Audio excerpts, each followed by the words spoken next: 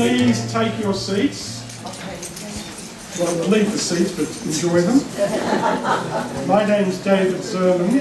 I have the pleasure and privilege of working at Spiritgrow under the leadership of Menachem and Label Wolf, who regrettably are both not here this evening. Label at this moment is flying back from South Africa and should arrive about midnight. And Menachem unexpectedly had a congregational matter to attend to and can't be here. And as I said to our guest speaker, Craig, when I rang him this afternoon, I said, don't take it personally, I'm the third choice. I'd like to welcome our guest speaker, Associate Professor Craig Hassad, and I'll formally introduce him in a moment. This is one of the many programs that Spiritgrow prepares and introduces to you, our community of supporters. If you're interested in further Spiritgrow programs, there's some brochures outside. We're coming to the end of what we call our first term, but after Pesach, there's going to be another term of programs and lectures to which we hope to see you at. Our guest speaker this evening, Professor Craig Hassad, is a person who has been in the medical field, as he was telling me, as a student and as a clinician and as a medical educator, almost as long as I've been working in the areas that I worked in. But his work has a greater outcome into the community.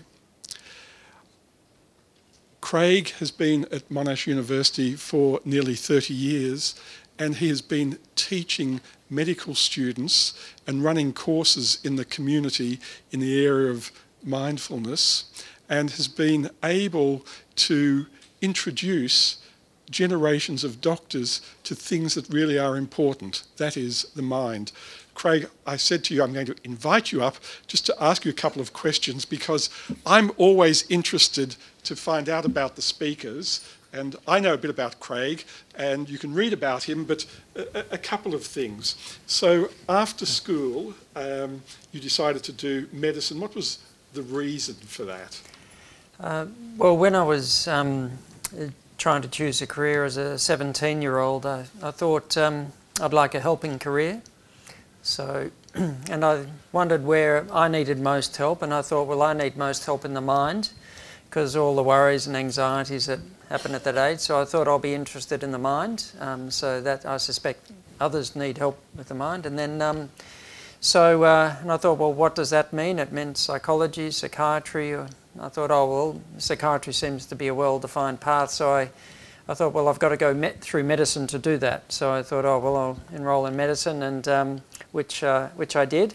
And but there was far too much talk in the psychiatry teaching we had that had nothing to do with the mind, but it was all about drugs. So I maintained my interest in the mind, but I came to it via a different route. So I finished medicine, became a general practitioner, but then really focused on counselling and stress management, that side of things. I've read a bit about you, and our participants tonight will be interested to know that besides the 10 books that you have written more than a dozen chapters in various other medical books, and published more than, I think, 90 refereed medical/scientific articles. What keeps you going to do this? I think it's a passion, it's a calling. Wanting to provide something that enhances the well-being of others. So when you have a real commitment or passion for things, then it gives you a lot of energy and a lot of endurance that you wouldn't have if you were just doing something that you really weren't that passionate about. So, and I'll keep doing it for as long as the universe seems to want me to do it, and then I'll put my feet up, I suspect. I'm not sure when that will be. We hope it's not for a long time. Ladies and gentlemen, would you please welcome our guest speaker, who's going to speak on Think Better, Recall Better, Function Better, Cultivating a Clearer, More Effective Brain at Any Age. Craig, thank you very much indeed. Thank you. Thank you. Shall I move this? Good. Well, thank you very much for coming along tonight. I was invited to speak here, and I've spoken a few times over the last few years. And so there are some familiar faces here and also some new ones, I dare say. But I said I'd be happy to speak, and then I received the topic that I was speaking on. So this is it. But it's I think it's an important topic, and one that I've spoken on a few different times in different settings. And because in a lot of ways the brain is the most important organ in the body. In fact, probably the brain is the most complex thing in the whole universe. In terms of physical thing, it's the most complex thing that we know of. So we're going to be exploring the brain and how to look after it a bit tonight. And I thought I'd just give you a little bit of an anatomy lesson here and just show you the brain. Now, you're probably familiar with this painting, of course, but you may or may not have known that this was actually the brain, the cerebral cortex, the frontal lobe of the brain, pituitary gland, brainstem, cerebellum, corpus callosum. It's a detailed anatomical cross-section of the brain. Why did Michelangelo not tell the Pope what he was painting on the ceiling of the Sistine Chapel? Well, it could have been put to death in those days because you weren't meant to be doing dissection, so he just sort of kept it quiet, didn't tell the Pope. But anyway, it makes the symbolism of the painting very interesting, because it's not just an ancient notion that goes back right to the birth of spirituality and religion, if you like, that consciousness and natural intelligence regulates everything that happens on the physical level. Atom, or Dharma literally means, as I understand it, physical matter, earth, dust. But here it is about to be enlivened, as it were, but must have known something about the brain as the organ that translates all of that into biological activity and regulates everything that happens on the physical plane. So we're going to be exploring the brain tonight and how to look after it. Now, I thought you were just speaking metaphorically. Now, as you can see, there's an elephant. There's an elephant in the room. So just the elephant in the room that I'll refer to tonight has to do with lifestyle factors and the risk of chronic illness. Now, this is a Public Library of Science paper, and they're predicting what will be the developed world's major burdens of disease by the year 2030. Over here, that's how far ahead depression is expected to be as the developed world's #1 burden of disease. Then you've got heart disease, dementia, alcohol abuse, diabetes, and so on. All of this is mental health and lifestyle related. That's the stuff that's causing chronic disease these days. You know, if you went back a couple of hundred years, we would have been struggling because of inadequate nutrition and hard physical labour and everything else. Has some benefits, but also some problems associated with it. Well, now we've gone perhaps too far the other way. We have too much nutrition, not enough physical exercise and so on, and it's really causing us problem. Lifestyle is also a risk factor for depression, and depression's also a risk factor for all this other stuff. Barry Commoner, an environmentalist, died latter part of last century, but the first law of ecology, according to him, was that everything is related to everything else. So everything interacts with everything else. Things aren't disconnected. So our mental health influences our physical health influences our mental health, our lifestyle influences all of these things. All right, so the real reason dinosaurs became extinct, okay? It was all lifestyle related. Nothing to do with climate change, nothing to do with asteroids, it's all lifestyle related. Nothing has changed in the last 100 million years, okay? So, now just to give you an example of how important lifestyle factors are. This is a study of men who are notoriously poor at looking after themselves in terms of their own physical health. Men have a life expectancy about 4 to 5 years less than women in pretty much every developed country around the world. But just to give you an example, this was a study looking at thousands of men. They looked at 5 factors: smoking or not, a BMI in the healthy range, a diet, at least getting some regular fruits and vegetables and so on, physical activity on a regular basis, and at least drinking 3 or less drinks of alcohol per day. So we're not talking about a health nut, we're just talking about somebody who can tick the box for a few basic lifestyle factors. Now, if a man could just tick at least 4 of those 5 boxes, then when they followed them up over a 30-year period from their sort of middle years into their old age, they were half as likely to get diabetes, half as likely to get disease, heart disease or stroke, about a third less likely to get any form of cancer, about 60% less likely to die from any reason, and 2/3 less likely to get dementia. All right? Now, if that was a pill, would you take it? All right? You probably would. And if that was a pill that did all of that, that would be one very expensive pill. So, but, and mind you, only about 1% of men could actually tick those 5 boxes, all right? So, but anyway, just being able to tick 4 out of 5. Now, to focus on the brain is just as much subject to unhealthy lifestyle as the heart is. So you think of all the risk factors for heart disease, well, they're the same as the risk factors for dementia. So you should relax less. Now, this guy's clearly a little bit too relaxed. Maybe he should lift his game a bit. Now, in terms of lifestyle factors and the risk of dementia, so what happens to the brain? Now, if now an odds ratio of 1, that means average risk. So if a person's got one risk factor, could be smoking or sedentary lifestyle, for example, then the risk goes up probably about 20–30% for dementia. 2 risk factors, 3, 4, 5. So 5 risk factors, so you're up around 7 times more likely to get dementia. So there's a multiplier effect. Every time we add one unhealthy risk factor to another, we get a multiplier effect. So smoking, not exercising, not getting enough fruit and vegetables, for example, poor mental health, one thing adds to another.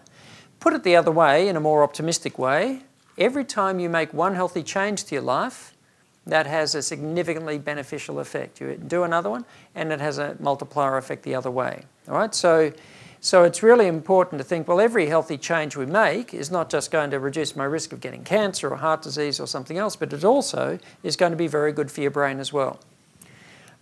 Lifestyle factors and the risk of dementia. So for some reason, this American study, but African Americans are more at risk, getting older. Education.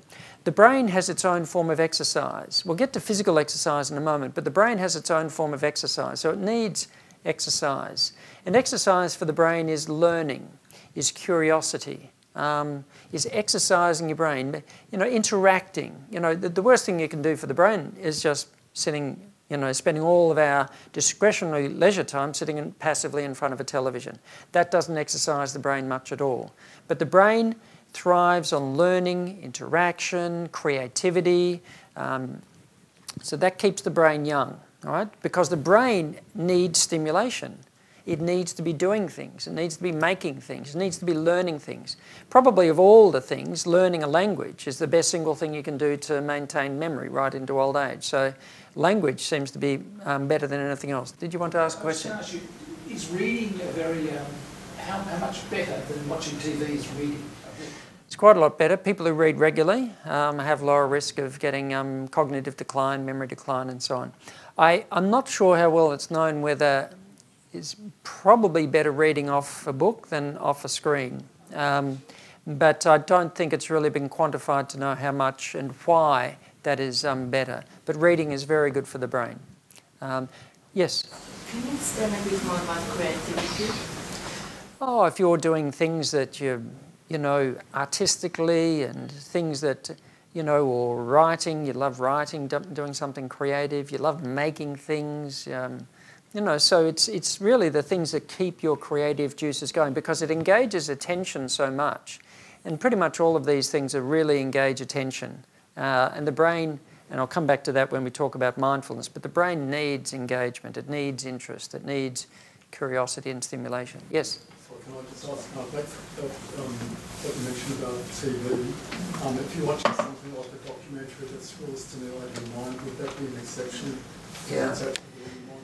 Most of the studies have just looked at the total amount of television watching, and I suspect that if they drill down a little bit more closely, probably some kinds of television are not going to be as problematic, in fact, maybe fine, if you're really interested in something.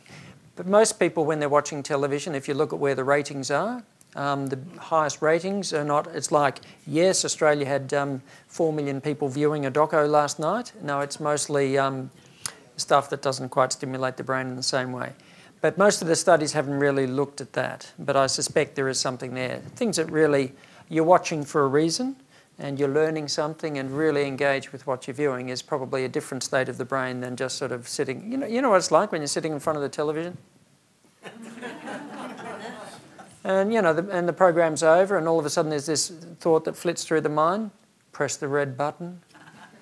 And you don't press the red button in time and the next program starts up and you just watch that anyway. And anyway, not a really helpful state of the brain to be in. So what about mobiles and the internet? Oh, we're going to get to that shortly, yeah. What is the difference between reading from paper and reading in one of those, what they call Yes, just mentioned briefly before, probably reading off the paper, the hard copy, is better for some reason, but it's not really totally known how much it is and why it is, but probably it is. Perhaps in some way the screen doesn't have the same effect, but perhaps we better move on.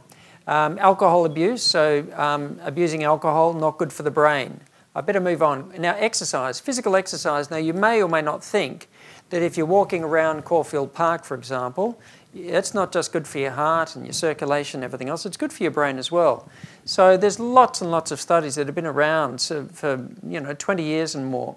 So roughly you halve your risk of getting Alzheimer's disease if you exercise on a regular basis. I'm talking here about aerobic exercise, right? The stuff that sort of gets your blood circulating, gets you puffing a little bit, right? So, and pretty much all the studies suggest that. Here's just another study in the British Medical Journal, and the more amount of exercise, the lower the risk of Alzheimer's disease, all right? So the more you do, the lower the risk, all right? So it's a very protective thing. Dementia and exercise, just another study looking at that here.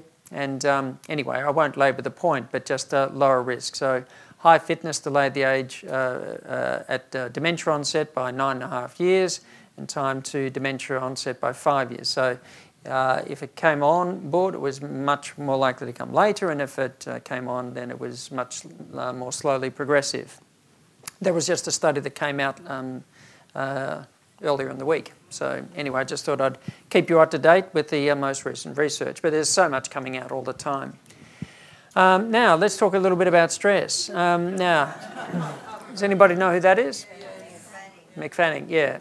Australian surfer. Now, we have a stress response, which if you're in a situation like this is pretty good, all right? The fight or flight response, and it gets us out of danger, hopefully, like it did for Mick Fanning in this situation a couple of years ago in South Africa at a surfing tour.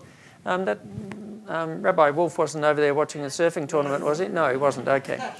Anyway, so 4 metre shark coming in, but the fight or flight response, so the acute stress response is about getting us out of danger if we're in a dangerous situation. The unfortunate thing is that we activate that response at times when we don't really need it. Now, this guy's got a lot of stress in his life, and as you can see, his battery's running a little bit low. So we often activate the same stress response at times when we don't really need it, like worrying, for example. I was just saying before, one of the first experiences I had when I was about 15, and I used to do a lot of competitive swimming. And there'd be this period of the year where there were big swimming meets on, and I could notice that weeks prior to those swimming meets, I would often get very nervous. You know, my heart would be going, and I'd feel queasy in the stomach, and all the kind of stuff that happens when we worry about a future event. And one time when I noticed myself doing this, I realised I was actually sitting on a really comfortable chair in our lounge room at home beside these French doors, these glass doors with a lemon-scented gum tree outside and dappled sunlight coming in on a Saturday morning. Wattle birds were singing out there. I mean, it was about as comfortable as a situation you could be in. There was no shark there. The shark was in here because I was projecting how's it going to go in a few weeks' time, and imagining myself standing on the starting blocks at the old Olympic pool in Melbourne, waiting for the gun to go off and hitting that water, which was really cold, etc. And all of this was going on in my head. And I realised, wait a sec, I'm activating this response over something that's actually going on in my imagination. I wonder how much of the time I'm doing that. In a sense, it was kind of a moment when I realised I need to wake up. I don't know how much of the time I'm in my head worrying about things that may or may not ever happen, or living about, reliving things from the past. But when I'm doing that, I could see the effect that it had on my body. and it did not feel right. I didn't have the language I have for it now, but it did not feel right at all. That was not what the body wanted. And so when we activate this stress response again and again and again, at times when we don't really need it, it has a number of effects. It's called allostatic load, a physiological wear and tear on our system that it was not meant for. Like getting a car and hammering the car and flogging the car the whole time. The car wasn't meant to be driven like that. It's meant to be, sometimes, if you've got to get out of a bad situation, you put your foot on the accelerator or you brake hard, but the car's not meant to be driven like that all the time. But when we do that to our body, it has a number of effects. It impairs our immunity, it accelerates the hardening of the arteries that leads to heart attacks and strokes. But I'll just focus on the brain. Atrophy means losing brain cells, grey matter thinning at a rapid rate. And two areas are most damaged: the hippocampus, which is the learning and memory centre of the brain, and the prefrontal cortex, so the working memory and executive functioning. The areas of the brain that we rely on for high performance, making decisions, learning, etc. They are not areas of the brain that we want damaged in this way. Can you think of any conditions that predisposes a person to in later life? Dementia. Yeah, that's right. That's a risk factor for dementia. There's only one bit of the brain that grows, which is the amygdala, and that's the brain's stress centre. So the amygdala firing off while we're trying to get away from a 4-metre shark is fantastic. The amygdala going off at 3 in the morning, or outside of an interview room, for example, or sitting in the traffic at a red light is not so helpful. And the amygdala, the more it's activated, the bigger and bigger it gets. So we're wiring our brain in a very unhelpful way. We're wiring it for stress and we're wiring out capacity of the brain. All right, I'm giving you all the bad news first. I do want you to know there's good news coming, all right? All right. In terms of ageing and telomeres, just very briefly about this, the first Australian woman to win a Nobel Prize is Elizabeth Blackburn. She won the Nobel Prize in Medicine in 2009 for discovering telomeres, the little caps on the end of your chromosomes that stop your DNA from unravelling, like the little plastic bits on the end of shoelaces stop shoelaces from unravelling. Telomeres are like a new shoelace at the longest and healthiest when we're born. So your DNA, your chromosomes are in pristine condition when we're born, pretty much. But after we're born, you know, like a shoelace, the ends get frayed and worn away and shorter, and eventually the shoelace starts to unravel. Well, that happens to our DNA. It starts to mutate and unravel. But why the telomeres are so important? Because it's the best marker of our biological age that we have. The shorter those telomeres, the older we are, and the bigger the risk of the illnesses we associate with aging, like cancer, heart disease, and dementia, etc. So we could be 50 and have the DNA of a 60-year-old or the DNA of a 40-year-old, depending on a whole lot of things. So, work stress and aging, study of about 3,000 people in Finland. So high levels of workplace stress. It's not the job, it's how the person's coping with the job. You follow what I mean by that? It wasn't the job so much as the person, how they feel within that job. You could be a teacher and loving it, even though it's challenging at times. You could be a teacher and every day you turn up to work and think, why am I doing this? I can't stand it, all right? So, but about a decade older by middle age with high levels of workplace stress. They should do a study of American presidents. Like Barack Obama went into office looking like a young guy. Do you remember that? Yeah. And within a year or two he looked like he'd aged a decade. Well, he probably had, right down to the DNA of his cells. High levels of anger and hostility, particularly for men, very short telomeres. The telomeres are shortening fast with anger and hostility. Isn't that interesting? Our mental and emotional state having effects measurable right down to the DNA of our cells. So bedtime, Leroy, here comes your animal blanket. Now, I don't know if you can tell there, Leroy's telomeres were measured the other day. They're very short, all right? He's not travelling too well at all. So now, mind wandering and ageing. So mind wandering and the length of the telomeres. People with a low tendency for the mind to wander have the longest telomeres, but the more a person's mind tends to wander, the shorter the telomeres were. Isn't that interesting? Like every time you're not paying attention during this presentation, you take another 5 minutes off your life expectancy, right? But you'll probably notice when your mind's wandering, more often than not, it wanders into worry. It might wander into a big worry over something, but it often wanders into thousands of little worries. Oh, I've got to pick up something on the way home tonight. I hope the 7-Eleven is, da-da-da. Or I hope, the traffic's not too bad. I've got to get somewhere. It's like the mind just grinds away on thousands of little things that it's preoccupied about. Well, that has an effect on our ageing. Mindfulness and cellular ageing. So if you want to actually slow the ageing process, then you sit in a chair and practice nothing other than being mindful, because it unhooks the attention from this endless worry, etc. And it has an effect that's measurable to the DNA of the cells. Yes? You mentioned worry and thinking about other things. What's the difference between something that you think of randomly that you need to do? Do you then classify that as a worry? It depends a little bit. Like if you're getting in your car, you're about to drive home, and something pops into your mind, oh, I need to pick up such and such. That's not necessarily a worry. It's a relevant thought at a useful time. If you're going about your day-to-day life, oh, don't forget to do this, and I've got that to do later on, and oh, I hope I've got time to do this, and I've got so much on my plate. And if the mind's churning like that, that's different. Does that make sense? There are occasional, relevant, useful thoughts that come into the mind. Not very often in my experience. About every 10 or 15 years you have one of those, right? But the mind overthinks things. Right? Over-churns things. Often worry masquerades as something useful, like planning and preparation, when it's actually just worry pretending to be useful. Right? So, and we do need to distinguish between which is which. Yes? Can you just go back very quickly on that Telomeres? Yeah. Where exactly is it and what is it? So the telomeres... Here's your chromosome, a long coiled up molecule of DNA. And on the end of the chromosomes are these little caps called telomeres. And they keep your DNA from unravelling, just like the little plastic bits on the end of shoelaces. But they get, as we age and our cells divide, they get worn away and shorter.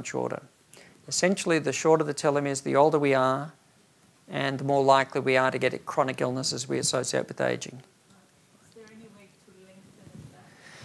Yes, the only thing that's ever been found to regrow telomeres was a mindfulness-based lifestyle program developed by Dean Ornish in the States.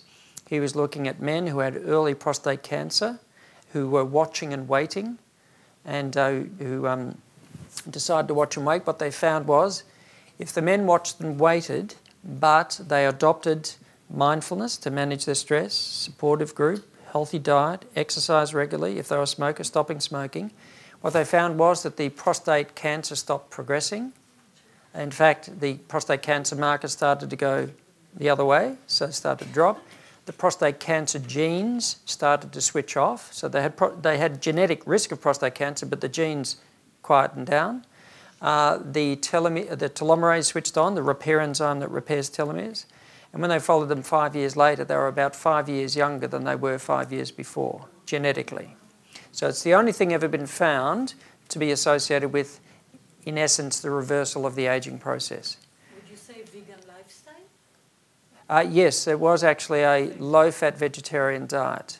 So it was very rich plant-based, nutrient-based, low processed food, low empty calories.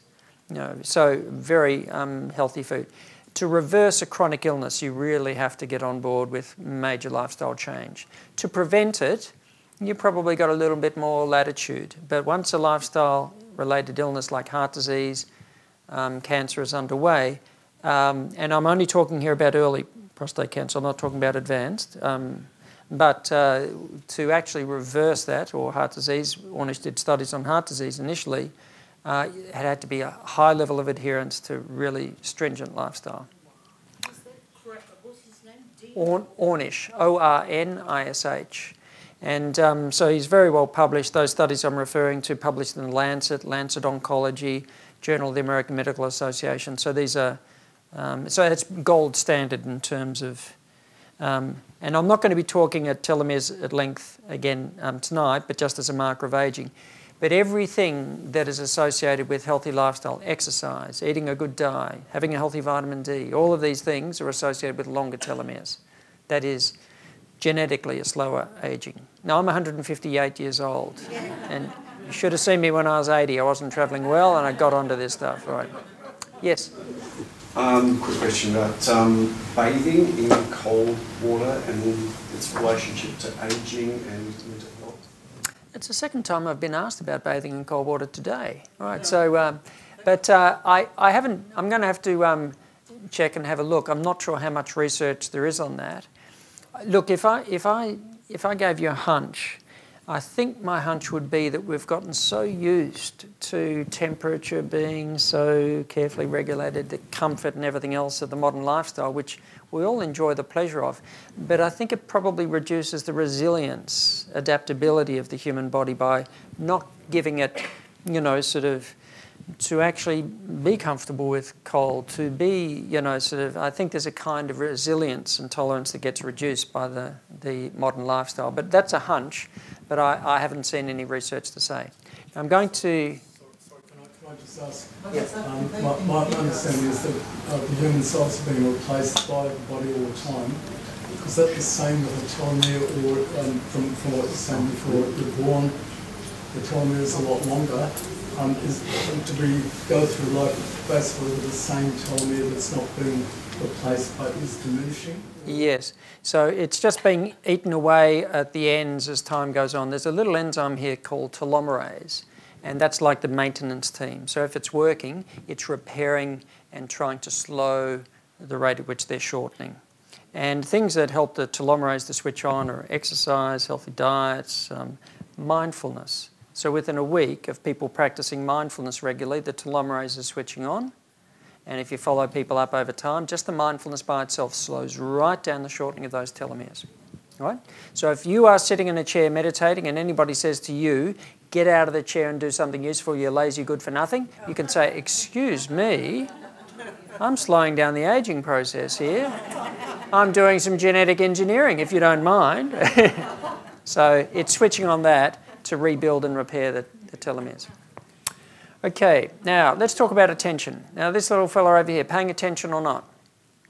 Yeah, no mindfulness training at all. He's just an in-the-moment kind of guy. What about the cat? The cat paying attention? He hasn't done any mindfulness training either. But being awake, aware, curious, you know, is a natural disposition for the human being. We were not born disinterested. We were not born bored. We were not born worrying. These are habits we get into pretty early in life. Falling attention spans. This was an interesting Microsoft report, just noting that the average human being has a shorter attention span than a goldfish these days. Now, mind you, I'm not quite sure how you measure the attention span of a goldfish, but anyway, they certainly do know that attention spans have been dropping for a long time. All right? And there's a whole lot of reasons for this. So screen time and attention. There's quite a lot of literature. The more screen time a child has by the age of 3, the more likely the child is to have ADHD by the age of 7. All right? A developing brain needs interaction with the sensory world. Now just think how play has changed profoundly in the last 2 generations. All right? So play used to be getting outside and doing things, making things, climbing trees, kicking balls around, cutting things out, you know, making stuff.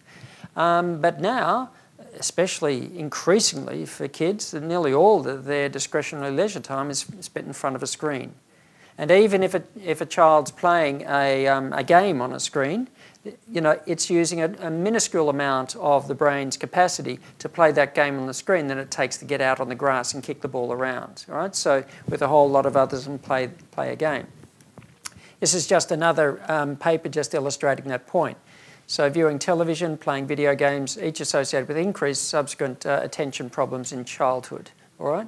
And we wonder why there's so much more ADHD these days and so on, but there aren't things to engage attention in the same way. So the brain needs its own form of stimulation. It needs its form of engagement. There are now prams that have got iPad holders in them, all right?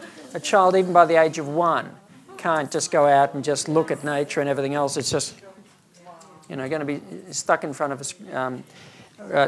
We haven't seen anything yet. I'll just say this is just a little hunch as well. If screens are addictive now and social media are addictive now, virtual reality stuff will be crack cocaine to young minds. And little kids, I reckon, by the age of 5 will have these virtual reality things on, and heaven only knows what effect that's going to have on a developing brain, to totally blur the distinction between reality and imagination. Heaven only knows. I don't think it's going to be good. So media exposure and language development. Now this is just association between media exposure with language development in children. So, and all sorts of media, and this you could include in this all these sort of technology to, you know, things that are meant to be teaching a child language and so on. But if you compare that to just interacting with adults, right? So just talking, a young child talking to adults. The best thing a child can do for language development is to talk to adults or older brothers and sisters. That has a totally different effect. So the more a child interacts with others, then the better the child's language development is. But we seem to be all the time, and I suppose time poor and everything else, we're replacing real experience and interaction with virtual ones because maybe we assume that technology is always going to be better than the simple means, or maybe we're just too time poor to interact. Children's attention span and academic achievement. This was a study where they measured children's attention span persistence, so their ability to engage and sustain attention in play at the age of 4, you know, compared to children picking things up, just running from one thing to another, and so on. But they looked at the odds of completing college by the age of 25. So those who were had a higher ability to engage and sustain attention at the age of 4 were nearly 50% more likely to graduate from college by the age of 25. So and they controlled for every other thing they could think of, you know, socioeconomic status and, you know, 2 parents, 1 parent, you know, all of the other things you could think could have an influence. Australia's falling PISA performance. So this is, Australia's been going down the rankings for a number of years now. So 14th and 16th, so in mathematics 25th. And so every time this has been looked at over recent years, Australia's ranking around the world has been going down. We're not travelling in the right direction as far as that's concerned. And there's probably a whole lot of reasons for that, but you take somewhere like Singapore, totally different attitudes to, you know, classroom discipline and attention and so on than we have here. But anyway, the modern way of being connected, all right? Now, our idea of being connected changed quite profoundly around the year 2000. And so stress in America, technology, about 86% of people say they're constantly checking their devices these days, all right? So it's becoming like a form of addiction. Now, social media use in young people. So your study on young people found the amount of texting was inversely related to the fulfillment within intimate relationships. So more time they spend texting, the less fulfilling and deep and enriching their actual relationships are. Having the phone or computer by the bed and checking emails and sending text messages at night causes stress and interferes with sleep and increases the risk of mental health problems. At least 25% of young people, it's probably higher now, probably closer to 40%, would have a diagnosable addiction to their device. And I'm not using the term figuratively, cannot control the behaviour. Experience anxiety if there's withdrawal from it even for a moment. Yes? I understand there's recently, there's now a thing which is specifically called screen addiction. Yeah. Which has just been... Yeah. The little dopamine addiction centre, pleasure centre in the brain, fires off every time the attention goes to the, goes to the device. So it's literally the same patterns of the brain associated with addiction. Social media and academic performance. This was an Australian study and they crunched a massive amount of data. So RMIT did this study, 15-year-olds. But they found that the more engagement with social media, the worse the academic performance. Right? Off a low base, but for those high-end users that really significantly impaired academic performance. I fear the day that technology will surpass our human interaction. The world will have a generation of idiots. Now, strong words, Albert Einstein. Mind you, I'll have to check if he actually said that. There are so many things attributed to Einstein that perhaps he didn't say, but anyway. Electronic media and child well-being. So this is just looking at the more, particularly for males, are very prone to this. And males' academic performance has been dropping very significantly. Not so much for women, for males. At Australian universities, 56% of students around universities around Australia are female, 44% male. It's been dropping for years, all right? Not sure you're aware of that. There's a lot of stuff about women and education and everything else. I absolutely think that's fantastic for women to use their capacities and everything else, but we are ignoring what's happening to young males. And their attention, their academic performance is crashing and burning in quite a bad way. Anyway, males particularly are subject to this. So playing more video games, significantly greater odds of scoring on conduct problems or behavioural problems. So about 2.5 times more likely. Television viewing, nearly twice as likely to have ADHD. All right, so these are pretty significant effects. We're talking about 2 hours a day, all right? And there'd be a lot to have that kind of effect. And there'd be a lot, spending a lot more time on it than that. Social media use and depression. So this is looking at young adults in America. About 3 times the risk of depression for those who are using social media the most compared to those who use it the least. Right? So it doesn't seem to be particularly helping our mental health or well-being. I don't think the message here is all social media bad, but just the way it's being used and the way that it is starting to totally usurp actual relationships. All the relationships are virtual ones. The kind of disconnect it has from time and place and person and so on, and it's a strong linear dose-response trend. The more it is, the higher the problems. I'm not your device, you're my device, all right? So I think we're losing the war with our technology at the moment.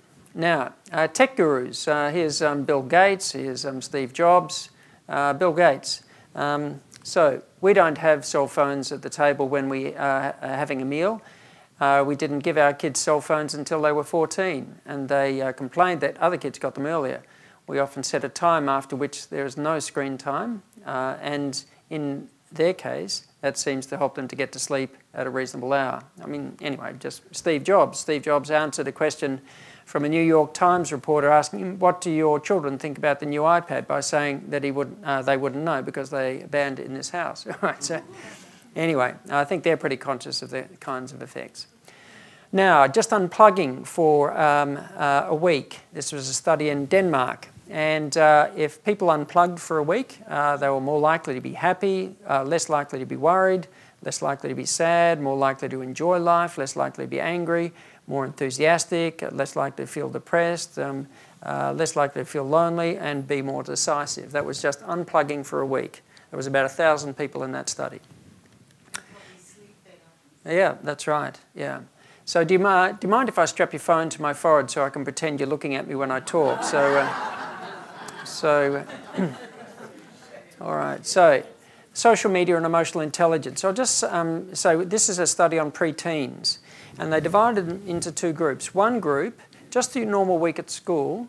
The other group, you went away for 5 days at a nature, to a camp, and you only had nature and each other to interact with. No screens, no social media, no computers, no television. All right, so, but what they were interested to see was what was the effect on their ability to recognise and respond to emotional cues, a really important part of social and emotional development. So they measured it before. Now the kids who had their normal week at school, no improvement. But the kids who had a week away at a nature camp, their ability to recognise and respond to emotional cues, to actually empathise with others and recognise emotions in others, went up significantly, all right? They didn't get training in how to do that. It happened as a natural consequence of unplugging from that and engaging with people and environment around them. Charlie Parker's Private Hell. Right, this is New Age music's greatest hits there. So anyway, just another thing I often get asked about is music have a positive or negative effect? This was a study looking at students and looking at the effect of music, high arousal music, or low arousal music, so something quieter and more relaxing, or ambient noise, everyday noise, traffic sound, etc., or silence. And what they found was students performed best under which state do you think? Silence. They perform best in silence. Now, mind you, silence will make the distractibility of the mind far more obvious than having noise going on around one or having music going. And many say, I can't concentrate in silence, but what they're meaning is I'm aware of the distractibility of the mind when I'm in silence. But they're actually more able to engage attention in silence. Next was low arousal music, so soothing or relaxing music. Next was ambient noise, road, traffic noise, etc. Worst of all was high arousal music. Now, even if they liked the high arousal music, they might say, I like to study to loud music and everything else, you know, and put the earphones on. They might like it, but it really trashes their ability to concentrate on what they're doing. their ability to learn. So it's not very helpful at all. I wouldn't say, now mind you, having some ambient background music, it could just drown out other sounds and create a kind of a relaxing atmosphere. And to that extent, it might be quite helpful. But I do think it's important to have some time in silence and to feel comfortable with a whole range of environments. Because one day there might be a doctor stepping into an emergency department and you need to be able to focus your attention in really demanding environments, like somebody screaming in the next cubicle and ambulances coming in over there and conversations out there. But you need to be focusing on something very significant right in front of you. So the ability to actually be able to focus in all sorts of environments is very helpful. What is Stroop, it's like a measure of executive functioning, so ability to focus attention. No, I'd have to look up exactly where the test came from and so on, but it's one of those tests that they do to kind of measure attention and focus, okay? So a Stroop test. This time I won't screw up. I won't. Now it says down the bottom that Roger screws up. Now, as you can tell, Roger's not paying very good attention to what he's doing right now. Now, when we're not paying attention, when we're not mindful, when the mind's off in its own little world, then we are in a different state. It's called default mode, right? So we're in default mode. Now, have you ever been at home and your partner's talking and you're nodding and grunting in the appropriate places and all of a sudden you realise you're not actually listening to what they're saying? Has that ever happened to you? No? No, well, okay. It happened to me once, but anyway, we're in default mode. You're having a bit of a think about something else, something happened during the day, you're reliving something from the past, worrying about something in the future, ruminating, catastrophizing. These are all forms of default mode, right? So when the mind unhooks from what's happening in the present moment and goes off into its own little world, right? So daydreaming, away with the birds, right? Now, the areas of the brain affected by default mode. The areas of the brain affected by Alzheimer's disease. Now, the more time we spend in default mode, the more the brain gets gummed up with a protein called beta amyloid, which actually is one of the hallmarks of Alzheimer's disease. Because it's obvious when you say it, but if the attention's not engaged, the memory circuits are offline. Does it make sense? I don't know if anybody here ever forgets where your car keys are. You ever do that? Yes. The question is, where's the attention at the moment the car keys are put down? Because if we're already thinking about, worrying about the next thing I've got to do, it means we're not paying attention to this thing we're doing. So it will not register in memory because we didn't see it happen. It happened on automatic pilot. So attention or inattention, this is the inattentive, distracted, disengaged mode of mind, if you like. There's a lot of default mental activity in stress, anxiety, depression, ADHD, schizophrenia. So these circuits are just going hammer and tongs, all right? So we give it names like worry and rumination and so on, right? But it's pretty much the mode of mind we go into when we're not mindful. It's the opposite of being mindful, the opposite of being interested, the opposite of being curious, the opposite of being engaged, the opposite of really listening, the opposite of just sitting down and just really tasting your food when you're eating, rather than mind somewhere else while the food's being shoveled in on automatic pilot. So it's so great to see Spiritgrow with such a strong interest in mindfulness because it's so important. To be awake and to be aware. Default mode network. So as I said, there's a lot of default mental activity in these states. But if you're scanning a person's brain, and if a person's practicing mindfulness, for example, or other forms of meditation would have the same effect, but your mind wanders off into a dream, as soon as the attention comes back, connects in the present moment with the body, the breath, for example, the default circuits switch off. The brain becomes quiet again. As you would notice, like, for example, if you're really listening to somebody, your brain's relatively quiet, but very engaged. But what's interesting is, as people practice some mindfulness meditation over time, then areas of the brain associated with self-monitoring and cognitive control switch on much more quickly. That is, even when the mind wanders off and so on, the areas of the brain associated with self-monitoring, that is, the person's ability to notice that the attention's gone off, switch on more quickly. Cognitive control, is that where I need my attention to be right now? A student, for example, could be, this is very typical of, say, medical students studying and preparing for exams, and they're sitting at their desk for 3 hours, but they're probably 1 hour, their attention's on what's actually on the desk in front of them. The other 2 hours, their attention's on something else, or often rumination. I'm not going to go, I can't learn anything. This is hopeless. I'm not getting anywhere. Everybody else in the medical course is smart except me. How do I even get into medicine in the first place? What if I fail? What am I going to tell my parents? This is terrible. It's like, and there's this endless rumination and worry. That's default mode. attention's not on task, wasting time and also feeling awful. Engage attention with what's in front of us. Oh, we start to be productive again, memory switches on, learning starts to happen, but also we start to feel a bit better. So, and as we practice exercising these areas of the brain, they become more responsive. Plato's three aspects of the psyche, or the soul. A little bit of Greek philosophy, if you don't mind, but this is Pallas, she's the goddess of wisdom, and the centaur, the half human, half animal. She represents the highest aspect of the human psyche, that with which we are wise, all right? So that with which we are reasonable, intelligent, compassionate human beings. He represents the other two elements of the psyche, the emotive and the appetitive elements. And so Plato and the Republic in particular spoke a lot about this, the reasoning element, the emotive element, and the appetitive element. And so there it was. It's just a little bit of philosophy, 2,500 years ago. But when you look at modern neuroscience, he was right on the money, right?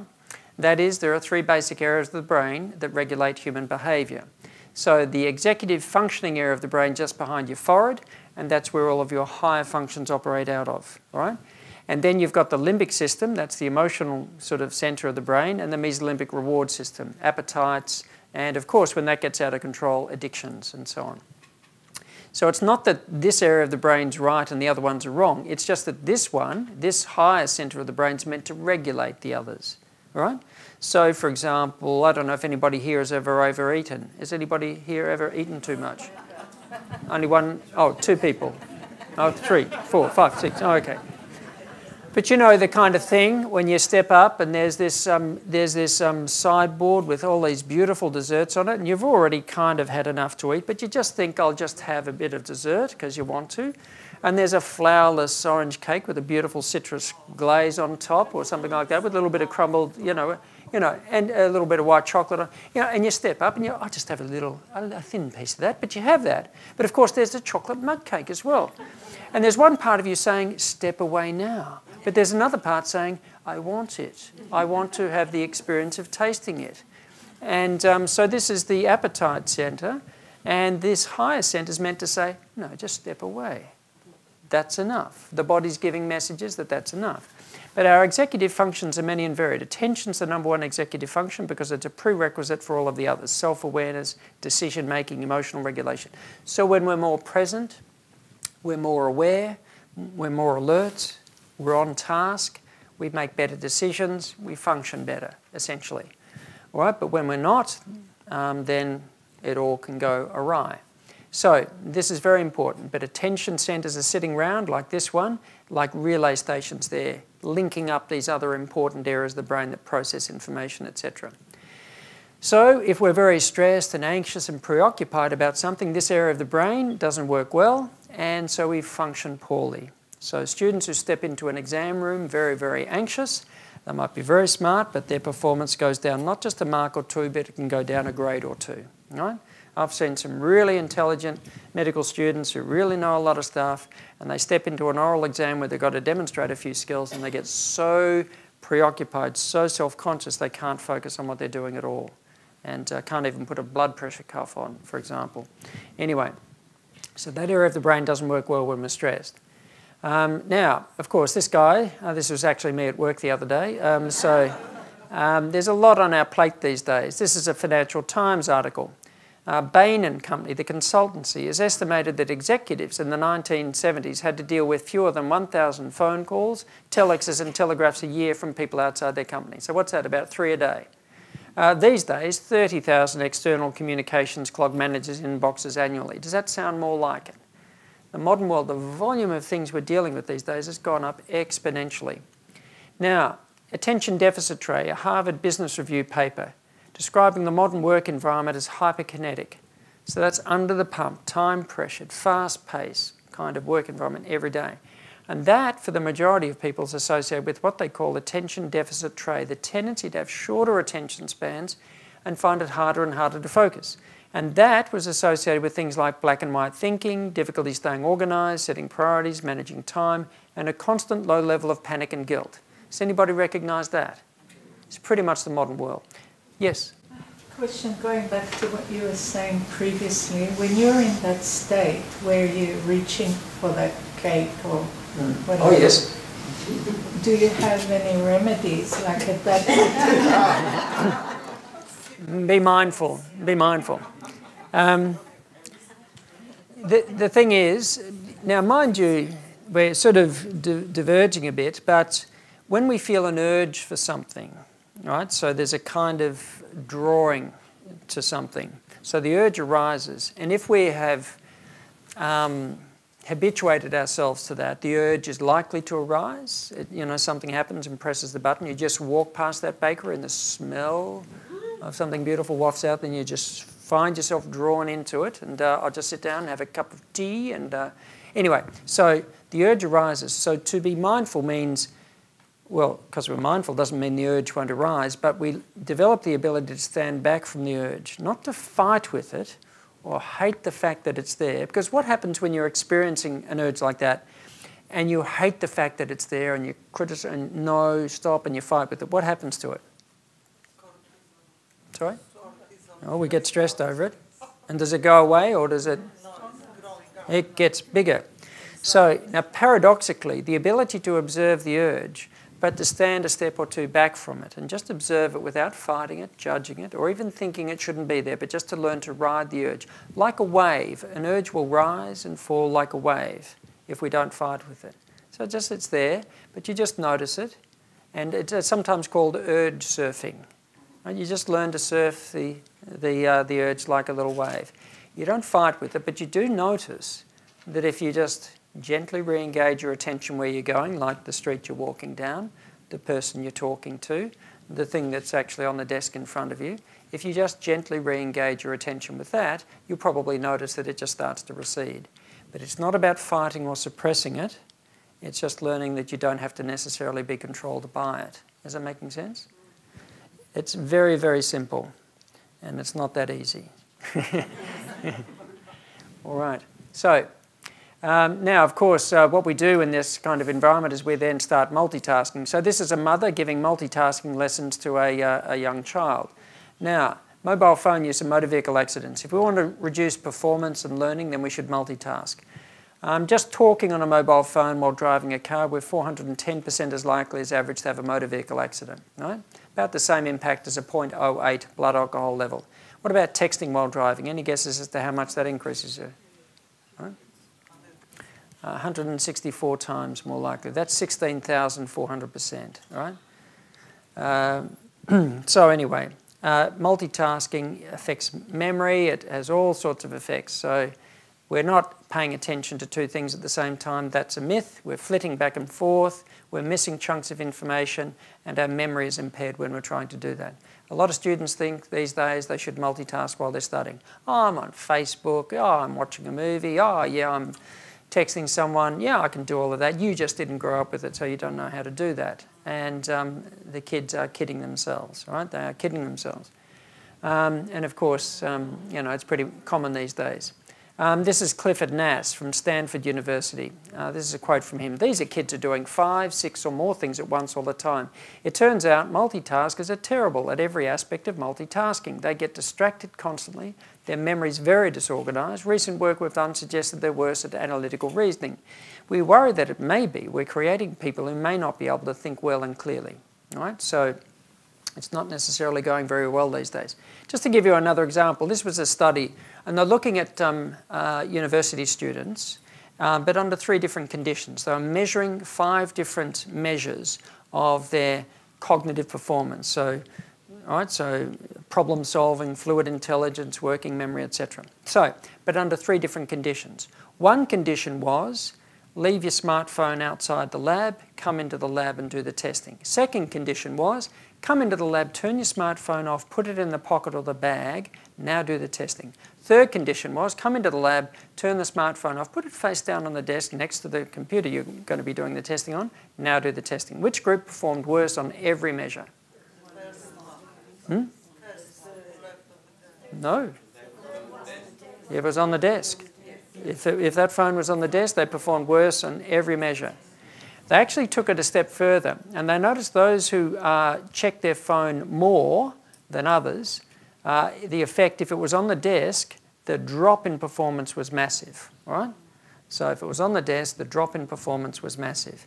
For those who don't check their phones that much, it didn't have that much of an effect. But if it was on the desk, because it wasn't on, it wasn't going off, but the mind kept on going to it, compulsively going to it, which meant it was constantly going off the task they're doing. So the kinds of environments we create for ourselves can make it easy or very hard to actually be on task and to focus effectively. So what if I told you could watch your thoughts without having to act on them? All right, so I don't know if you've watched the movie Matrix. Anyway, so the mindful revolution. There's a lot of interest in mindfulness now. I'm going to skip over things. I'm a little bit conscious of time. So, but just the number of studies on mindfulness-related topics went up. In 2016, there were close to 700 new papers in peer-reviewed journals. Last year, 1,038 new papers in peer-reviewed medical psychological journals. Massive amount of research on it these days.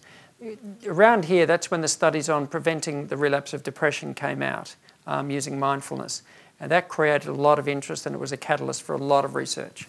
So I'm not going to go into this in all of these studies. So Dumb Bunny and Smartass. Now, this guy is exercising his mind, this one not doing so well. Now, mindfulness and cognition. People who practice mindfulness, they will understand more, they'll remember more, etc. It's just a natural consequence of being interested in paying attention. So they measured memory and visual spatial processing and executive functioning and so on, but less anxiety and fatigue. Mindfulness in the brain. So studies, Sarah Lazar at Harvard. Harvard are probably leading the world in this area of research. So looking at the effect of regular mindfulness training on the brain. You know what I said before about losing brain cells and so on? This has the opposite effect. The adult brain was not meant to make new brain cells. In fact, the brain was meant to have lost its capacity to make new brain cells after early childhood. We now know that's not true. Even into old age, the brain has a capacity to make new brain cells. We don't know yet the full therapeutic potential. All we know is that when you look at it, the brain does some very interesting things. So these are studies looking at areas of grey matter that are thickening up in people who practice mindfulness. And these areas are associated with memory, emotional regulation, sensory processing, awareness, etc. So these are very interesting and important areas. So the grey matter is thickening up. It's not that they're slowing down the loss of brain cells as we age, they're making new brain cells, even into old age. And the longer a person's practice it, the bigger the effect is.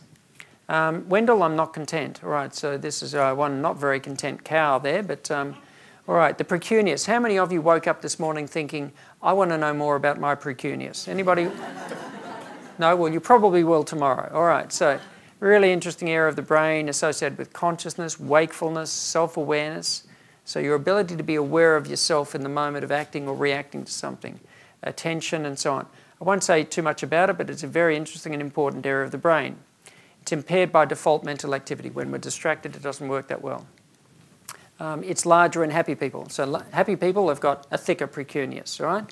And what's interesting is just a 6-week mindfulness program was thickening up the grey matter in the precuneus, all right? But just think of what it means to be mindful.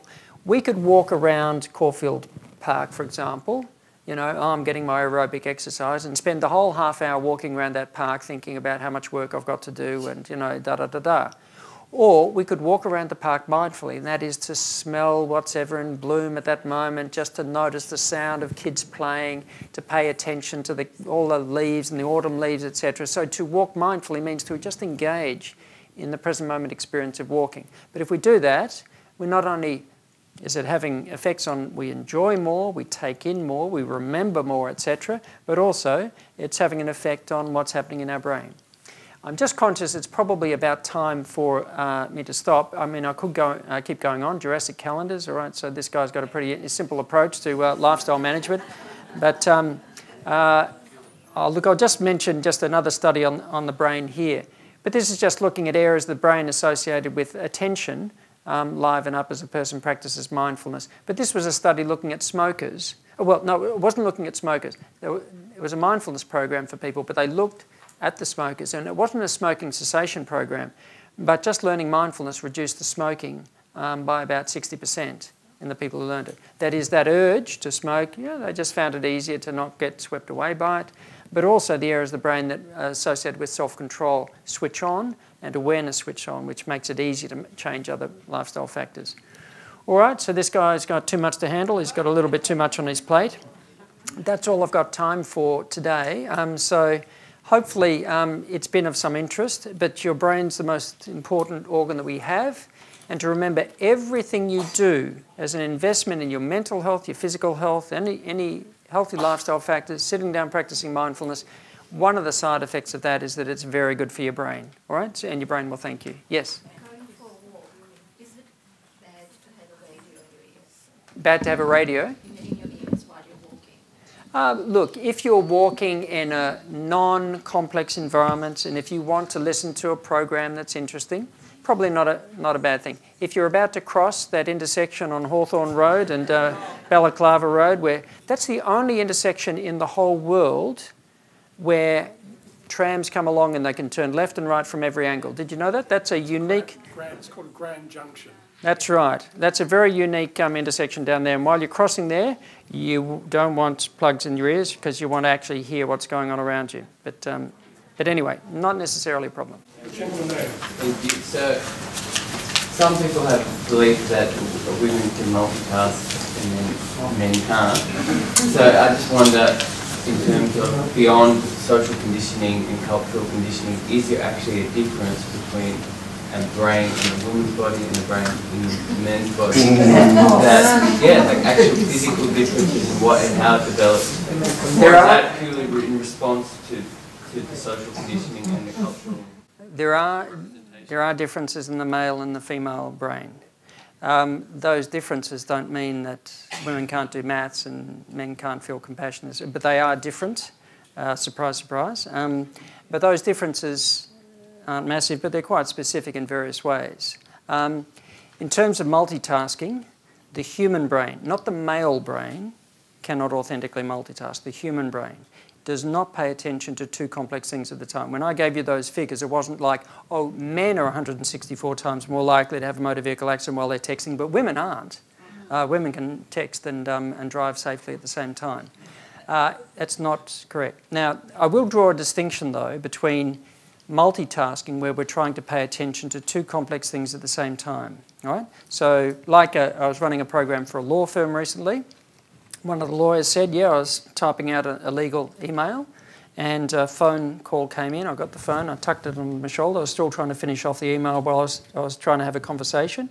Not only did they not remember much of what the person said at the other end, but they were attaching the legal documents to the email, and then they sent the email and then realised they'd attached somebody else's legal documents to the email. So our risk of making errors, I was running a program for doctors. One of the doctors said, I was having a conversation with a nurse about one patient while I was writing up the drug chart for a different patient. All right? And what the doctor had done was written the nurse's name instead of the drug name on the drug chart. 20 milligrams of Mary taken twice a day. I mean, it's like, so the human brain does not do that. But efficient attention switching is different. Like if I'm listening to you one moment, good, okay. My attention goes to something else the next moment, good. The attention goes somewhere the next moment. That's attention switching. But if I'm trying to listen and I'm trying to do something, I'm not doing either thing properly, male or female. So that's a modern myth. I'll give you another example given by a teacher who said one day, lunch hour, trying to get through some emails, eating my lunch at the same time, phone call, trying to do that. Somebody comes and asks a question, like just does a head in, and we're doing a mindfulness course. So I said, what would it be like to just pay attention to one thing at a time? Whatever you deem as the most important thing. She said, can't do that. And I said, well, just keep your mind open. The next week when we're having a report back, she said, it was interesting because the next day, lunch hour, trying to get through some emails, when a phone call came in, I was about to do the usual thing on automatic pilot, went, oh, leave the email, just pay attention to the phone call. Still only doing one thing. It's a different thing. And actually listening to what's happening. And then somebody walked into the office to ask a question. Excuse me, she covered the phone, she turned her attention to the person speaking, heard what they said, gave a sensible response, which I gather was very novel for her. Anyway, so good. She went back to the phone call. When the phone call was finished, she went back to pick up the threads of the email, she sent the email, and then she had a bite of lunch. The second, what I was just describing was not multitasking. It can look like multitasking, but it's efficient attention switching. And I think there are a lot of women who are very, very good at that. those who are efficient in coping and so on. Yeah. Okay, we've got 2 more questions. Ron and the lady there and the man at the back. They're the last 3 questions at this stage. Thank you. I'll just try and make it quick. I was very interested in what you're saying about, you referred to the Monash diet, and also in one of the slides you said, you're saying a lot of fat, and you seem to advocate. I think there's a lot of different ways of looking at diet, and I think that the high carb, low fat diet is almost passé. Oh, it wasn't a high carb, low fat diet. It was beans and so on, which is carb. But anyway, what I'm trying to say is that that fat is in fact being recognised, I think, as an important nutrient. The idea of having low fat and some people interpret that as almost a no fat is really quite dangerous, because fat is an essential thing, carbohydrate isn't. So I think you can look at diet in many ways. Now, just one other point about this lady, referring to the cake and going past and wanting to eat more of it. It's also very interesting that appetite is that if you eat a lot of carbohydrate, you produce a lot of insulin to deal with that carbohydrate. And insulin itself is an appetite stimulant. So this is another way of looking at it, So people who eat cake and get tempted to eat cake and all the rest of it are in fact physiologically being pushed, not psychologically. It's very important, because a lot of people who can't control what they eat are in fact thinking it's behaviour, and they condemn themselves. But in fact, it's physiologically driven. Oh, there are certainly physiological drivers that once we condition the brain in a certain way, it's still at the end of the day for a person, either the environment keeps those things away and makes it easy, or the person has to make a decision until the brain resets itself and so on, that make it easier for the person to make that decision. So there'll be a combination of factors. It's not just psychological, but there are physiological drivers.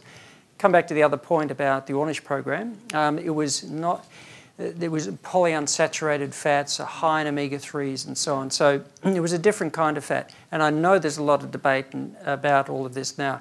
And if there was another trial that did the Monash program and said, now we're going to use a different kind of diet and so on, and tested that, and if they found the same findings, well, that would be interesting. It was a very nutrient-rich diet.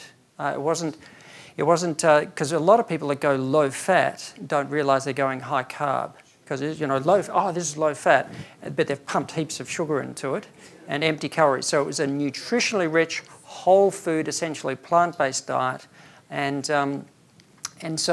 look, there are still things to say, but I can only quote to you the only program ever been found to reverse chronic illnesses that thought not to be reversible use that approach. Maybe other approaches might.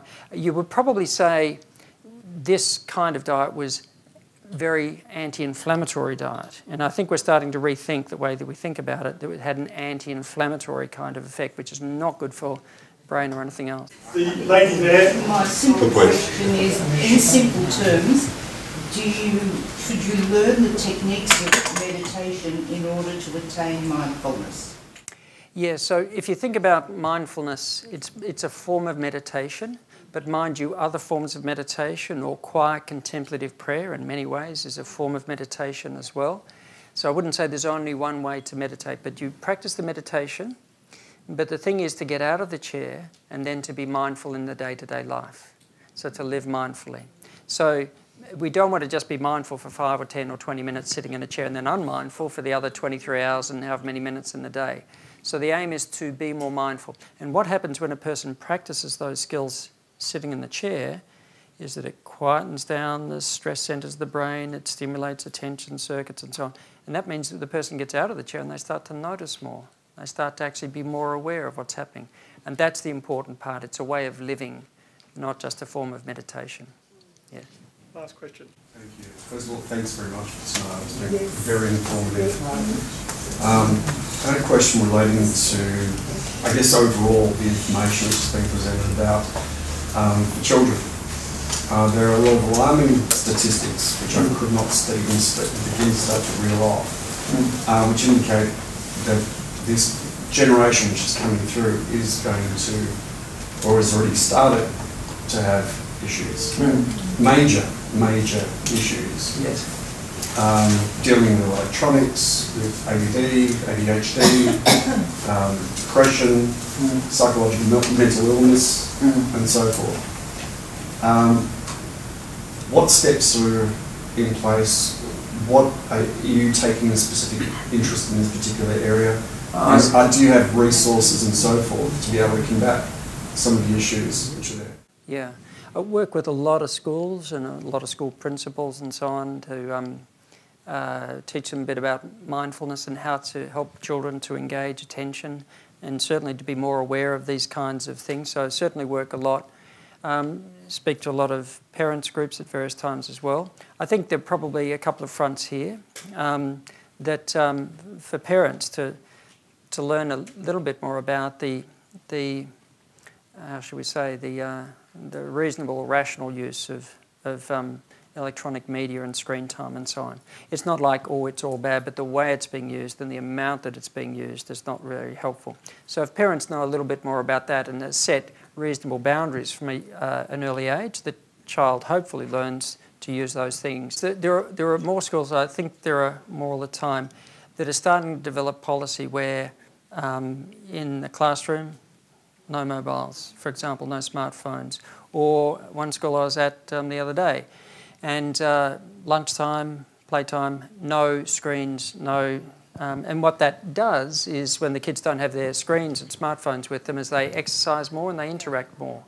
And so I think that schools and at home to develop some reasonable guidelines. It's very hard once a child's gotten into that pattern for them to get out of it again, because it's kind of like, get out of my way, I want to use that thing. It's very hard. But I think if it's done from an early age, it's a lot easier. And I just think we need to understand we're not playing with something that's very neutral. We're playing with something that is potentially quite addictive. So we could turn things around, but we've got a fair bit of work to do, I think, and things are probably going to get worse before they get better. So on that last issue, when you say we... As a community. As a community. Yeah. Is we part of an organisation which you... Well, a lot of schools are interested in things like mindfulness these days. I do a lot of work with Smiling Minds and other groups that are trying to help kids to be more mindful and aware, and for parents to model awareness and engagement. Because if we model distraction and inattention and so on to children, they'll learn that lesson very, very early in life. So we need to model what it is that we want kids to learn by being mindful with children. And even when we're not conscious that we're teaching mindfulness, we will be teaching it because we'll be living it in our day-to-day life. Ladies and gentlemen, the reason that I've cut short the questions, if I can say that, is because I'm mindful about Craig's day. He spent a full day at university. He's been doing some other presentations during the day. It's now nearly 9:30, and I think that the last hour and a half that we've had the pleasure of your company, where you've taken us on a journey from a couple of thousand years ago until Stanford report of this year, and the topics that you have covered have been very insightful indeed. On behalf of everyone here, I'd like to thank you very much for your outstanding presentation.